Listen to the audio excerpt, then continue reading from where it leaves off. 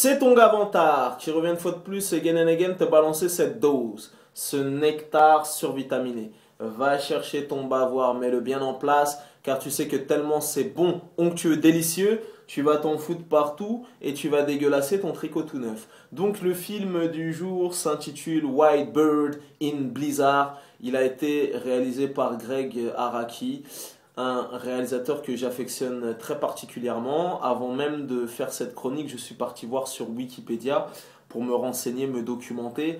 Donc j'aurais pas la prétention de dire que j'ai vu l'intégralité de sa filmographie, mais en tout cas, depuis 95 jusqu'à 2014, j'ai raté aucun film de Greg Araki, donc au final, il y en a peut-être deux ou trois que j'ai pas vu, et j'ai vu presque l'intégralité de son œuvre. Donc Greg Araki, qui a pour thème de prédilection les teenagers, les teenagers, donc dans tout ce que ça implique,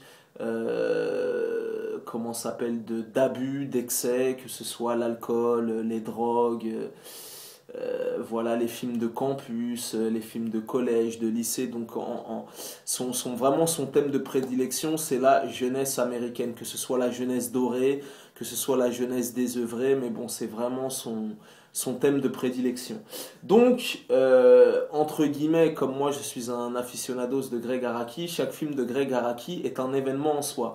Et en plus de ça, donc bien évidemment, j'allais aller le voir, et en plus, dans ce film, tu retrouves Shailene Woodley, ou j'ai oublié son blaze, j'ai sûrement dû l'écorcher, qui est une des actrices les plus talentueuses de sa génération. Je l'ai découvert avec le film The Spectacular Now.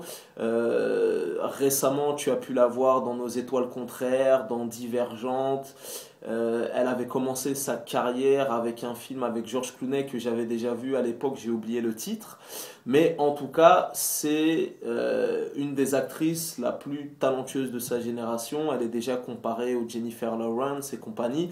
Et je pense qu'on n'a pas fini d'entendre parler d'elle. Voilà, la meuf est bookée jusqu'en 2017 ou je sais pas quoi. Elle a que 17 ans. Non, 17 ans, elle a 23 ans.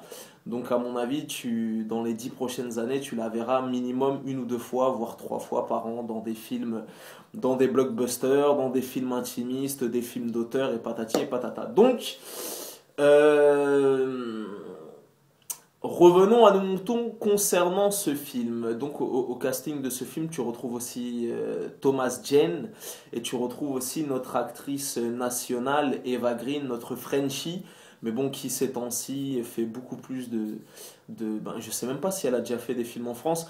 Bref, tu l'as déjà retrouvée dans des James Bond, tu l'as retrouvée dans la suite de 300, tu l'as retrouvée dans Sin City 2, tu la retrouves elle a une grosse carrière aux États-Unis et voilà, en tout cas, elle est sublime, elle est magnifique, elle a une plastique de rêve. Eva Green, si tu vois cette vidéo, je t'aime. Je doute que cette vidéo arrive jusqu'à tes yeux, mais en tout cas, sache que je t'aime. En tout cas, concernant White Bird in a Blizzard, ben écoute, comment te dire, la bande-annonce m'avait assez emballé. La bande-annonce m'avait assez emballé. Si tu as pris le métro parisien, tu as pu voir qu'à côté de l'affiche, il y avait des critiques dithyrambiques, envoûtants, sensationnels, patati, une BO, tatata, je sais pas quoi, jeu des acteurs, mise en scène, gna gna gna et compagnie. Donc, Vantard est parti vérifier de ses yeux même. Vantard est parti tester cette saveur et tester la véracité de ces critiques dithyrambiques et ces critiques élogieuses à l'égard de ce film. Ben écoute, à l'arrivée, il y a des choses pas mal dans le film, il y a vraiment des choses pas mal. Donc ne serait-ce que pour l'interprétation de Shailene Woodley, qui est une des actrices les plus talentueuses de sa génération, elle le prouve une fois de plus. Pour la bande originale, voilà, j'ai été très sensible à la bande originale. D'ailleurs, dès que je suis arrivé chez moi, j'ai récupéré des sons qui ont intégré la playlist de mon iPhone. T'as des sons de Depeche Mode, de Pet Shop Boys, The Cure, donc une bande originale très années 80 qui est très adaptée au film parce qu'il me semble que le film se déroule au début des années 90 et compagnie. Donc voilà, belle prestation de Shailene Woodley. une bande son aux petits oignons, des acteurs assez convaincants, un petit soupçon d'humour, une petite réflexion, comment dirais-je, sur la vie de couple et compagnie. Donc voilà, il y a des choses positives, il y a des choses positives qui m'ont parlé, qui m'ont truc, mais bon, de toi à moi, étant donné que depuis 1995 jusqu'à 2014, j'ai vu tous ces films, personnellement, c'est pas le meilleur. Voilà, c'est pas le meilleur, il m'a pas plus transcendé que ça.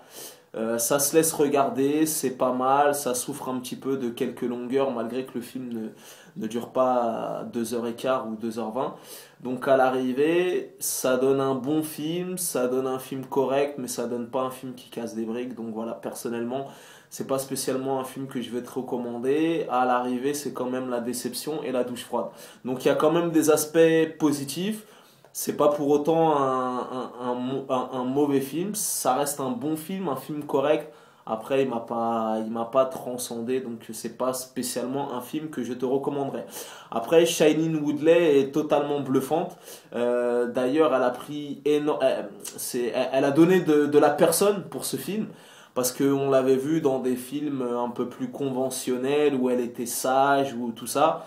Là, le film est beaucoup plus trash. Donc il y a pas mal de scènes de nu. Et je peux te dire que Shailene Woodley, à 23 ans, elle a vraiment une plastique de rêve et une poitrine dessinée au pinceau. Donc voilà, dans des interviews, je l'ai vue, elle a dit oui, j'ai abordé ces scènes de nu avec sérénité, car Greg Araki m'a drivé et c'était pas du nu pour du nu dans la surenchère de voilà, mais en tout cas il y a une bonne partie du film où elle est à poil et je peux te dire qu'elle n'a pas à rougir, elle est vraiment sublime et magnifique. Donc en plus d'être une actrice talentueuse, elle a un corps de rêve. Donc voilà, mais bon, malgré cette plastique avantageuse et cette capacité et cette faculté à interpréter des rôles, le film, je t'ai dit en lui-même, il casse pas des briques et il m'a pas laissé un mémoire, il m'a plutôt laissé un goût amer. Donc voilà. Donc concernant ce film, c'est pas spécialement un film que je te recommanderais. Donc voilà, c'est mon avis perso. Je connais ce dicton légendaire, les goûts et les couleurs, ça ne se discute pas. Si tu as la vie devant tard, c'est toujours le bon. Et avant de refermer cette chronique, j'étais au cinéma pour voir ce film en très charmante compagnie. Donc je ne sais pas si cette mise en question verra cette vidéo, mais en tout cas, je lui passe le salam. Peace and love.